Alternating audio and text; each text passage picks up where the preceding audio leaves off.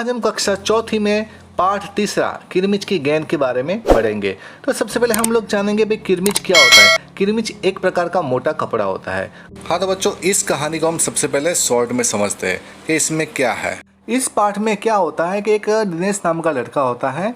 वो दोपहर के समय अपने घर में कहानी पढ़ रहा होता है। उसी समय उसके घर के पीछे कोई एक चीज़ धम से गिरती है तो वो उसको बाहर लेने जाता है। तो उसको एक नई चमचमाती किरमिच की गेंद मिलती है। तो वो एकदम खुश हो जाता है क्योंकि वो बॉल एकदम नई थी। लेकिन उसको लगता है कि नहीं, उसके अंदर ईमानदारी थी। उसने बोला कि नहीं, इस बॉल को जिस किसी के भी ये बॉल हो तो उसको हम लोग वापस दे देंगे। तो उसके जितने भी दोस्त थे उनको सबको बुलाता है। तो सभी दोस्त आकर बोलते हैं कि हाँ ये गेंद मेरी है, बल्कि ये गेंद किसी की भी नहीं थी। तो सब लोगों ने बोला अरे भाई झगड़ा बंद करो, चलो अभी हम लोग अपने बल्ले से इस गेंद से खेलते हैं। और उसके बाद उन बच्चों ने उस गेंद से खेलना शुरू किया। तो गेंद फिर अचानक घर के बाहर चली जाती है और एक स्कूटर वाला भाई जाता है।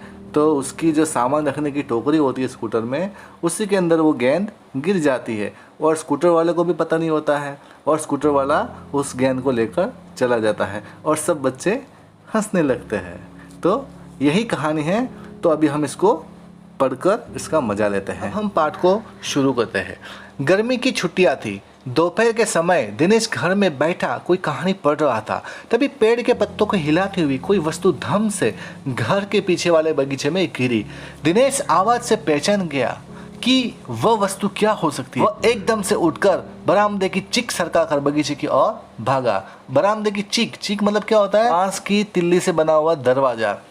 अरे बेटा, कहाँ जा रहा है? बाहर लू चल रही है। लू का मतलब क्या होता है? गर्मी में जो गरम गरम हवाएं चलती हैं उसको लू बोलते हैं। दिनेश की माँ मशीन चलाते चलाते एकदम जोर से बोली, परंतु दिनेश रुका नहीं। उसने पैरों में चप्पल भी नहीं पहनी। जून का महीना था। धरती तवे की तरह तप रही थी, पर दिनेश को पैरों के जलने की भी चिंता नहीं थी। वह जहां से आवाज आई थी उसी ओर भाग चला। सामने की क्यारी में भिंडियों के ऊंचे ऊंचे पौधे थे। एक और सीताफल की घनी बेल फैली हुई थी। क्यारियों के चारों ओर हरे हरे केले के वृक्ष लहरा रहे थे। दिनेश ने जल्दी भिंडियों के पौधों को उलटना पलटना आराम किया।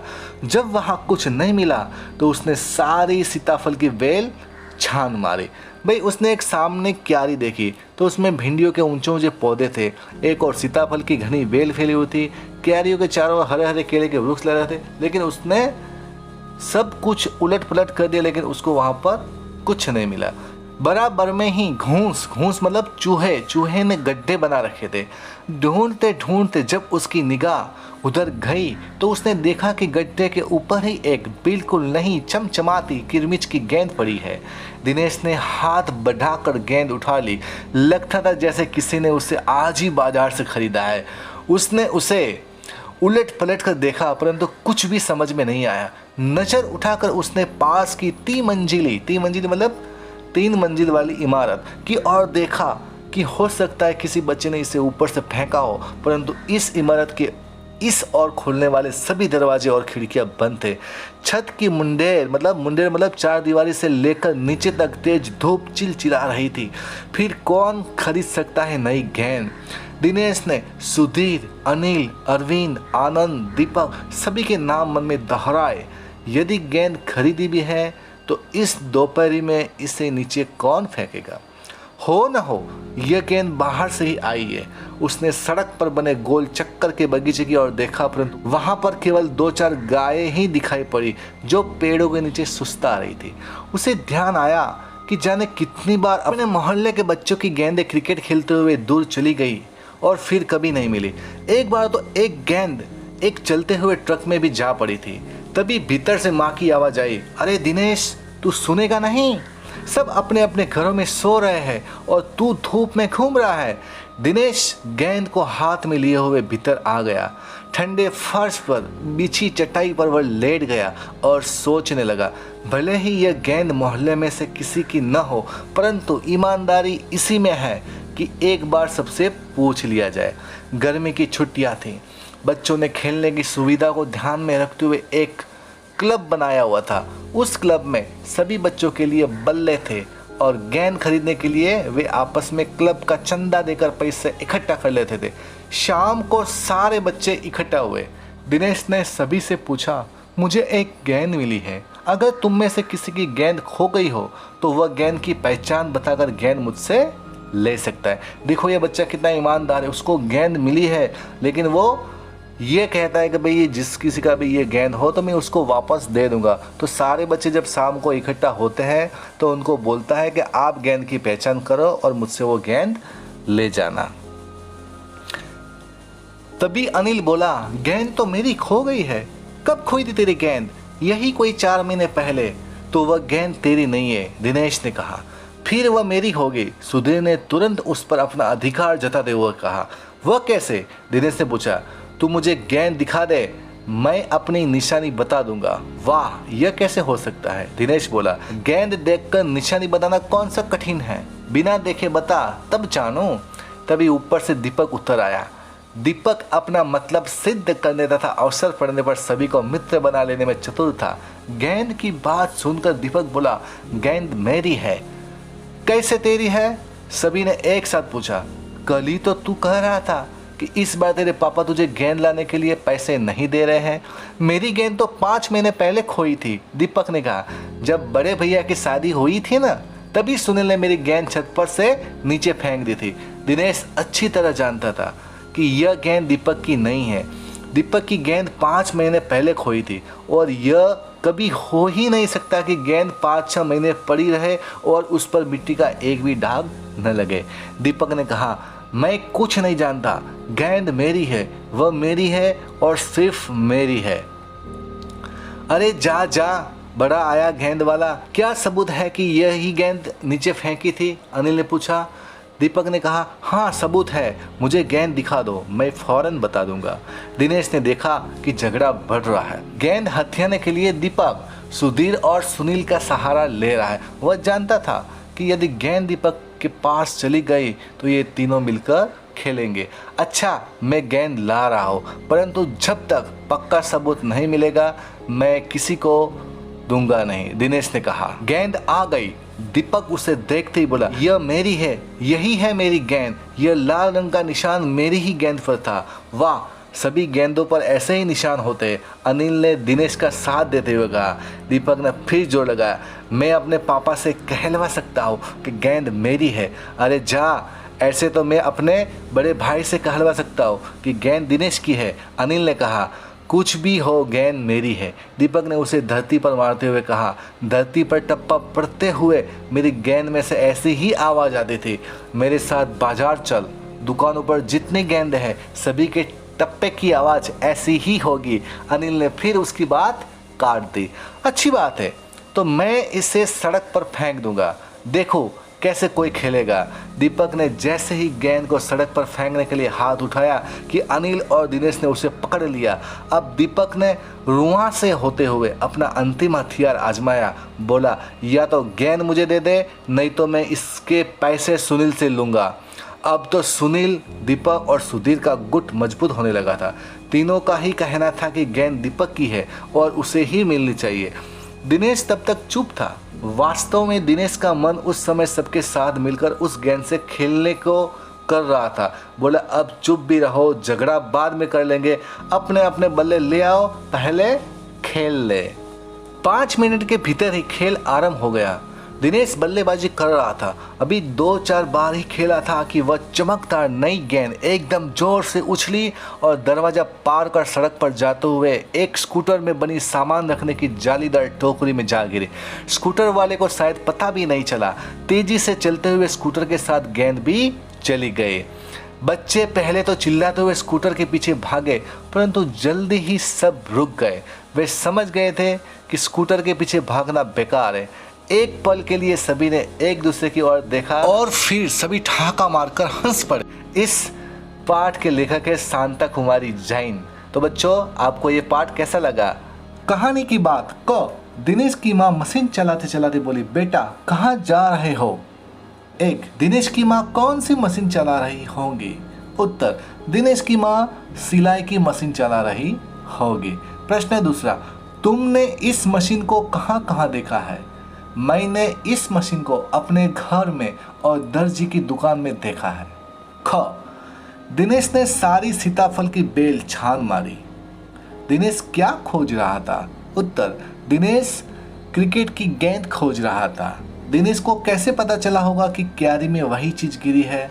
दिनेश को क्यारी में किसी चीज की आवाज सुनाई दी। उस आवाज को पहचान कर दिनेश को पता चला होगा कि क्यारी में क्रिकेट की गेंद ही गिरी है। ग, दिनेश अच्छी तरह जानता था कि गेंद दीपक की नहीं है। प्रश्न, दिनेश को यह बात कैसे पता चली कि गेंद दीपक की हो ही नहीं सकती? उत्तर, दिनेश को जो गेंद मिली थी वह एकदम नई चमचमाती हुई थी। दीपक ने बताया कि उसकी गेंद 5 महीने पहले खोई थी। इस तरह दिनेश को पता चल गया कि गेंद दीपक की नहीं हो सकती। प्रश्न दूसरा, दीपक बार बार गेंद को अपनी क्यों बता रहा होगा? दीपक बार बार गेंद को अपनी इसलिए बता रहा होगा क्योंकि वह उस गेंद को पाना चाहता था। गेंद किसकी? क, दीपक ने गेंद को अपना बताने के लिए उसके बारे में कौन कौन सी बातें बताई? दीपक ने बताया कि उसकी गेंद 5 महीने पहले खो गई थी। उसने कहा कि उसकी गेंद में ऐसा ही लाल रंग का निशान था। मैं अपने पापा से भी कहलवा सकता हूँ। उसने कहा कि मेरी गेंद में से ऐसे टप्पे की ही आवाज आती थी। अगर दीपक और दिनेश गेंद के बारे में फैसला करवाने तुम्हारे पास आते तो तुम गेंद किसे देती? यह भी बताओ कि तुम यह फैसला किन बातों को ध्यान में रखकर करती। मैं गेंद दिनेश को देती। दिनेश ने गेंद मिलने की बात सच सच बता दी थी। वह बिल्कुल नई थी। गेंद की कहानी।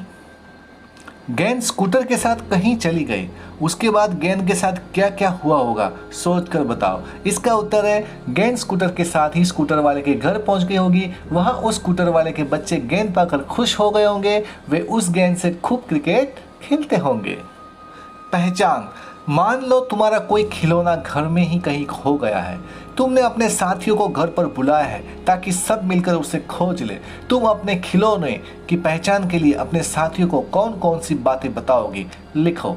उसका उत्तर है, मैं अपने साथियों से यह बताऊंगी कि मेरा खिलौना एक नन्ही गुड़िया थी।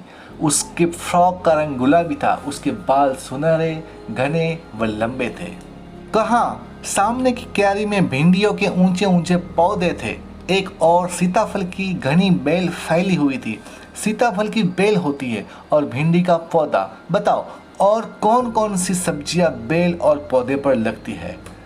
तो बेल पर क्या क्या लगता है? सीताफल, सीताफल, फिर लौकी, फिर तोरी, फिर परवल, फिर यहां पर आएगा पौधा। पौधे में क्या क्या होता है? पौधे में आएगा बैंगन, बैंगन, फिर आएगा भिंडी, गोभी और मिर्च। तरह तरह की गेंदें। गेंदों के अनेक रंग रूप होते हैं। अलग अलग खेलों में अलग अलग प्रकार की गेंदों का इस्तेमाल किया जाता है। नीचे दी गई जगह में खेलों के अनुसार गेंदों की सूची बनाओ। क्रिकेट में किरमिच की गेंद का इस्तेमाल होता है। हॉकी में रबड़ की बॉल की इस्तेमाल होती है। वॉलीबॉल में आप लोग चाहो तो रबड़ की भी यूज़ कर सकते हो और चमड़े की भी यूज़ कर सकते हो। टेनिस में प्लास्टिक की, फुटबॉल में चमड़े की। हो जो आसपास। दिनेश चीख सरका कर बरामदे की ओर भागा। क, चीख पर्दे का काम करती है, पर चीख और पर्दे में फर्क होता है। इन दोनों में क्या अंतर है? समूह में आपको चर्चा करना है। इसी तरह पता लगाओ कि इन शब्दों में क्या अंतर है। चीक बांस की तिलियों से बना होता है, जबकि पर्दा कपड़े से बना होता है। टहनी और तना। तना जमीन के ऊपर का भाग होता है जहाँ से शाखाएं निकलती है। टहनी पेड़ की डाली होती है जो तने से निकलती है। तना मोटा हो तो टहनी पतली होती है। पेड़ और पौधा। पेड़ बड़ा और मजबूत होता है, जबकि पौधा छोटा और कमजोर होता है। पेड़ की लकड़ी के फर्नीचर बनाए जा सकते हैं, जबकि पौधे की लकड़ी काम नहीं आती। घूस और चूहा। घूस बड़ा होता है, जबकि चूहा छोटा होता है। घोंस खेतों में या बगीचे में बिल बनाकर रहता है, जबकि चूहा हमारे घरों में भी रहता है। मुंडेर और चारदीवारी। किसी छत के चारों ओर उठा हुआ दीवार का ऊपरी भाग मुंडेर कहलाता है। चारदीवारी किसी जमीन को चारों ओर से घेरने के लिए बनाई गई दीवार होती है। मुंडेर की ऊंचाई कम होती है, जबकि चारदीवारी अधिक ऊंची होती है। ख, चीक सरकंडे से भी बनती है और तिलियों से भी। सरकंडे से और क्या क्या बनता है, अपने आसपास पता करो और लिखो। इसका उत्तर है टोकरी, सुप, कलम और चटाई। क्लब बनाए। मान लो तुम्हें अपने स्कूल में एक क्लब बनाना है जो स्कूल में खेल कूद के कार्यक्रमों की तैयारी करेगा। पहला, इस क्लब में शामिल होने और इसको चलाने आदि के बारे में नियम सोचकर लिखो। तुम्हारे विचार से इस क्लब को अच्छी तरह चलाने के लिए नियमों की जरूरत है या नहीं, अपने जवाब का कारण भी बताओ। इसका उत्तर है क्लब के नियम। खेल में रुचि रखने वाले बच्चे इसमें शामिल होंगे। दूसरा, क्लब की बैठक में सबको समय पर आना होगा। तीसरा, सभी बारी बारी से बोलेंगे। चौथा, खेल कूद के बारे में सभी मिलकर फैसला करेंगे। पांचवा, सबको नियमों का पालन करना होगा। छठा, क्लब कैप्टन की बात सभी मानेंगे। मेरे विचार से क्लब को अच्छी तरह चलाने के लिए नियमों की जरूरत है। यदि बिना किसी नियम के क्लब बनेगा तो उसमें सभी अपनी अपनी चलाएंगे। 1, 2, 3। दिनेश ने 3 मंजिली इमारत की ओर देखा। जिस इमारत में 3 मंजिल हो उसे 3 मंजिली इमारत कहते हैं। बताओ इन्हें क्या कहेंगे। जिस मकान में 2 मंजिल हो उसको क्या बोलेंगे? 2 मंजिला। क्या बोलेंगे? 2 मंजिला। जिस स्कूटर में 2 पहिए हो उसको क्या बोलेंगे? 2 पहिया स्कूटर। जिस झंडे में 3 रंग हो इसको बोलेंगे तिरंगा। जिस जगह पर 4 राहें मिलती हो, चौराहा, इसको बोलेंगे चौराहा। जिस स्कूटर पे 3 पहिए हो, 3 पहिया स्कूटर। सब्जी एक, नाम अनेक। एक ही सब्जी या फल के नाम अलग अलग स्थान पर अलग अलग होते हैं। नीचे ऐसे कुछ नाम दिए गए हैं: सीताफल, कांदा, बटाटा, अमरूद, तोरी, शरीफा, काशीफल, बैंगन, नेनुआ, तरबूज, कुम्हड़ा, घिया। पहला, बताओ कि तुम्हारे घर, शहर या कस्बे में इनमें से कौन कौन से शब्द इस्तेमाल किए जाते हैं। बाकी नामों का इस्तेमाल किन किन स्थानों पर होता है, पता करो। इसका उत्तर है सीताफल, अमरूद, तोरी, शरीफ, बैगन, तरबूज, घिया।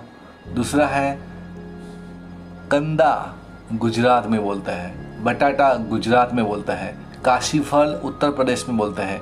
नेनुआ बिहार उत्तर प्रदेश में बोलता है। कुम्हड़ा उत्तर प्रदेश बिहार में बोलता है।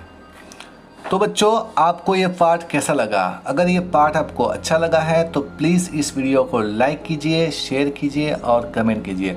और इस तरह के और भी एजुकेशनल वीडियो के लिए प्लीज़ मेरे चैनल को सब्सक्राइब कीजिए। Thank you. जय हिंद।